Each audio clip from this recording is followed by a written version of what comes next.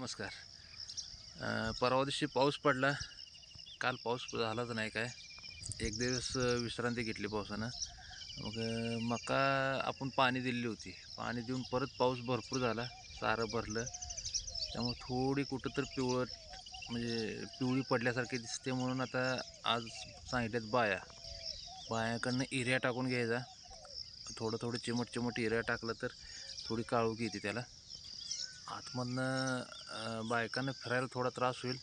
पण काल वारं सुटलं होतं. हडकले रान तसं, म्हणजे एवढं म्हणजे ओलं नाही. ठीक आहे. मी आलो आत्ता मळ्यामध्ये. एरियाचं ठीक आहे. आता जिथं तिथं नेऊन ठेवतो. आता मध्ये अर्धे करून ठेवतो, जेणेकरून बायकांना घेण्यासाठी अवघड होऊ नये की बाबा लांब पडू नये. आपण काय केलं, 5 लिटरची कॅन्ड जी आहेत, पहिली बाग होती आपल्यात. बागाची औषधं त्या 5 लिटरच्या कॅनमध्ये यायची. ते आपण कापून युरिया घालण्यासाठी आपण केलेलं आहे ते जुगाड. ते बायकांना ते सोपं पडतं, धरण्यासाठी पण सोपं पडतं आणि वाकून घालायचं म्हटलं तरी पण ते सोपं पडतं. ते डब्बा संपला की तिथल्या इथं जर आपण ठेवलं मध्ये अर्धी ठिके करून युरिया, तर ते त्यांना सोपं पडते. बघू चला, आपण तोपर्यंत युरिया बायका यायला अजून 1 तासभर आहे अजून. तोपर्यंत युरिया आपण जिथे इथं नेऊन ठेवू अर्धे करून ठिकी. चला.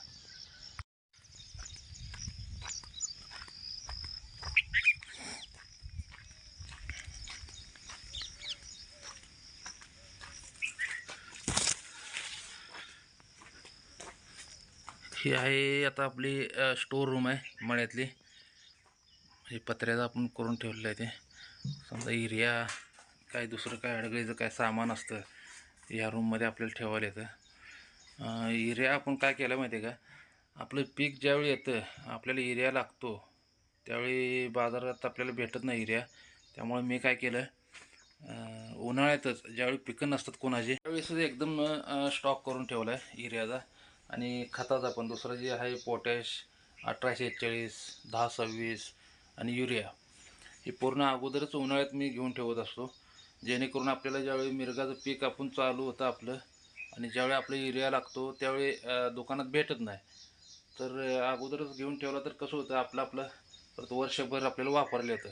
तेवढं वर्षभर पुरेलं असतं. मी युरिया उन्हाळ्यातच घेऊन ठेवतो. मी स्टॉक करून ठेवला आहे 20 पोती युरिया आणि 5 पोती पोटॅश आणि अजून 4-5 पोती म्हणजे 1026, 1846 असे 25 पोती कमीत कमी मी उन्हाळ्यातच घेऊन ठेवले आहेत पूर्ण, जेणेकरून आपल्याला परत तुटवडा भासू नये. मग आता एक पोतं नेऊन आता टाकून आलो आहे. आता हे दुसरं पोतं अजून एक नेऊन तिथं टाकू दुसऱ्या साईडला, बायकांना घ्यायला सोपं पडेल. ही बागाच्या औषधाची 5 लिटरची कॅन्ड आहे. ती हे असं कापून आपण बायकांना युरिया घालण्यासाठी आपण केले खास. हे धरायला पण येतं बायकांना, जास्त हात अवघडत नाही आणि ह्यातनं युरिया घेऊन घालू शकते. जास्त वाकावाकी पण होत नाही. युरिया तर जागच्या जागेला नेऊन ठेवला होता. नंतर बाया आल्या कामाला, त्यांना डबी वगैरे भरून दिली, कुठून चालू करायचं सांगितलं, त्यांना कामाला लावलं आणि नंतर जाऊन मग गावाकडे गेलो आणि बायकोला घेऊन आलो. आणि बायकांबरोबर बायको पण लागली आता कामाला. 3 जण बायका आहेत.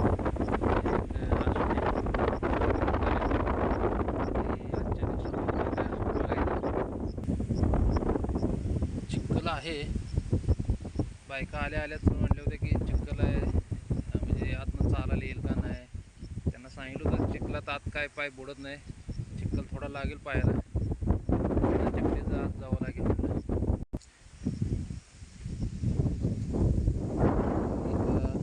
पडतोय चांगला, घालू द्या ना तोपर्यंत. आता युरिया घालायचं सगळं झालं, 2 वाजले आणि भरपूर असं ना आभाळ आले. तर ह्यांचं काम की जे युरिया राहिले ते सगळं एकत्र एका ठेक्यात करतो आणि बाकीचे जे मोकळ्या ठेका असतात ते घरी घेऊन जायचं आणि धुवायचं स्वच्छ. तर आपलं शेतमाल ठेवायला वगैरे उपयोगी पडतं बरं का. तर आपलं युरिया बघा कसं दिसतंय घातलेलं. हे बघा पूर्ण जसं आपलं छोटं मीठ बारीक मीठ असते का, असं बुडात घालायचं. बुडात घातलं की आपलं मक्याला एकदम काळोखी येते आणि छान होतं. आणि ह्याच्यावर बघा थोडी आता आळी पडायला लागली आभाळानं. आभाळ येतं आणि पाऊस येत नाही, मग त्यासाठी आळी पडते. तर ह्याच्यावरती ना पूर्ण आता फवारून घ्यायचं. आता ह्याचं काम पूर्ण झालं आहे. जसं की बघा आता जे ह्याला डोस असतो पहिला डोस, तो डोस देणं पूर्ण झालं आहे. आणि अळी नियंत्रणचं औषध फवारलं का मका छान आपलं हिरवंगार अगदी काळं कशी अशी मका येते. आणि हे बघा अगदी काळं झार असं आभाळ आलं आहे. तर आम्ही चाललो आहे आता घरी. तर जे राहिलेलं युरिया आहे ते आता हे ठिकं उचलतात ह्यांनी. पत्रात ठेवायचे ना, तर आपलं साठवायचं शेतमालाचं जे ठिके असतात, जसं की आता बघा जे आपलं खोऱ्या फावडा अवजार असतात ते ठेवायला एका ठिकाणी. असं एक आपलं छोटीशी वस्ती आहे, ते वस्तीवरती नेऊन ठेवतो. ही मात्र ठिके घरी घेऊन जायचं. तर झालं आपलं. पाण्याची किटली आणली होती पाणी प्यायला बायकांना, मी थोडं पिणार त्यातनं. बाकीचं पाणी झाडांना ओतून द्यायचं. किटली घेऊ का मी, का गाडी अडकावायला येत आहे? घेऊ का? चला.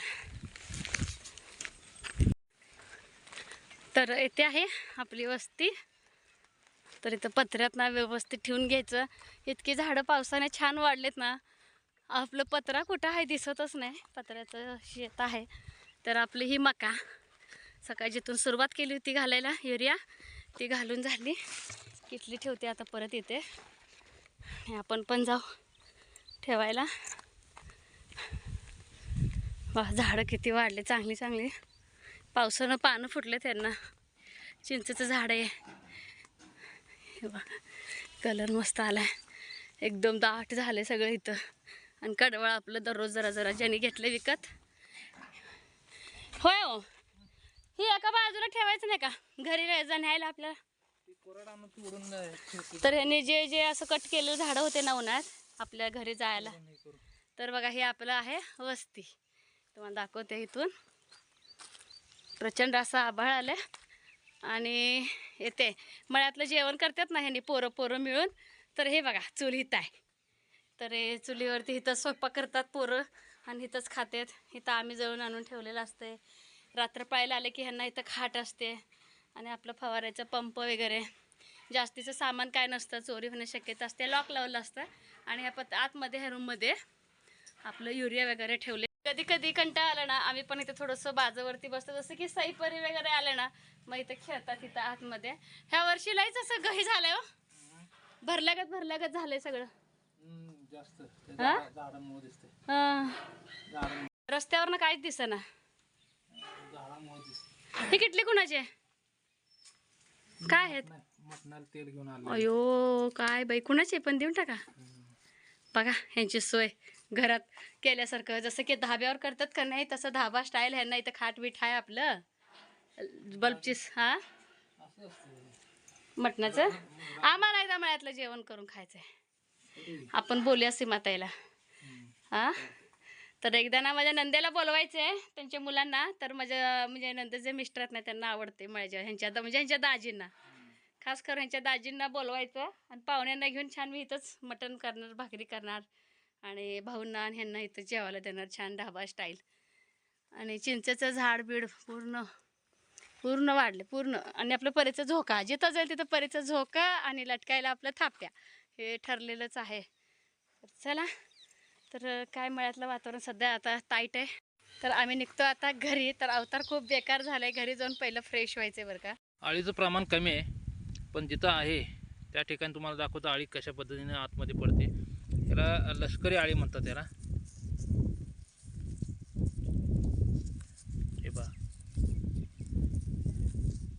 पूर्ण शेंडा खाते हे.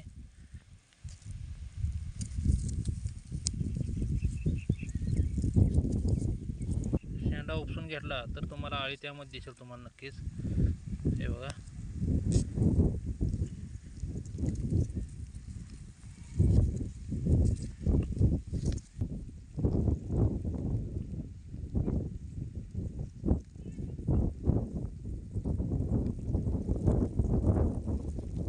ही आळी बरोबर शेंड्याला लागलेली आहे आणि हे शेंडा पूर्ण खाते. आता हे जी फवारणी आपल्याला घ्यायची ती वरून दिसत पण नाही ते.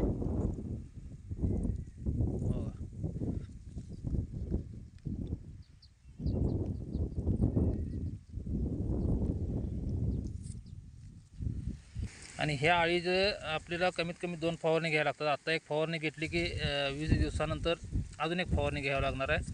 त्याशिवाय ही आळी मरत नाही.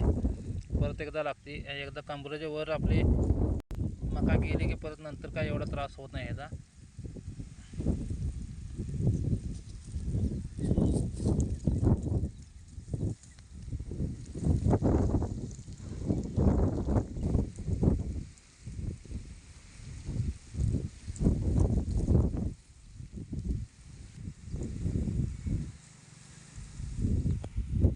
टाकून सगळा झाला पूर्ण. थोडा टाईम लागला, बायकांना सांगितलं टाईम लागू द्या, पण पूर्ण युरिया घालून घ्या. 2:30 वाजले टाकायला त्यांना तरी पण. आता वाजले 6. आता युरिया टाकून झाला आहे. उद्या आळीचं औषध घ्यायचं आहे. मग त्यासाठी आता पाणी भरून ठेवण्यासाठी आता ही ड्रम मी घेऊन आलो. 200 लिटरचा ड्रम आहे. चंबर बंद केला पूर्ण आणि आता ही जी पाईप बारकी सोडलेली आहे त्यानं ही ड्रम भरून घ्यायचा. तणनाशक काही घ्यायची गरज नाही, तण एवढं नाही आहे, कारण आळीचं तर औषध घ्यावं लागेल. मग उद्या सांगितले एकाला येतो म्हटलं आहे. आला तर ठीक, नाही तर मग आपण तर मग मारावं लागणार आहे औषध उद्या मारून घेऊ. पाऊस जर नाही पडला तर बरं आहे. आणि सकाळी लवकर येऊनच मारायला लागणार. दुपारनंतर वारं भरपूर असतं, औषध बरोबर बसत नाही. उद्या तयारी तर आता करून ठेवली. पाणी फक्त सकाळी येऊन भरायचं आणि औषध तयार करून मारायला चालू करायचं. चला तर मग भेटू उद्या ब्लॉगमध्ये.